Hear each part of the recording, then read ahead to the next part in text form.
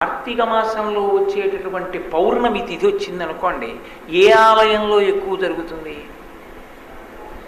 రెండు ఆలయాల్లోనూ సమానంగా జరుగుతుంది.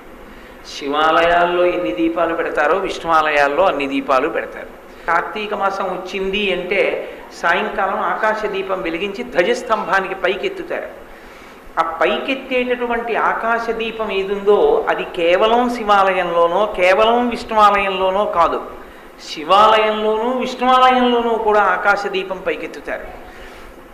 కాబట్టి హరిహర భేదం లేనటువంటి స్థితిలో ఉపాసన నడిచేటటువంటి కాలం ఈ మాసం.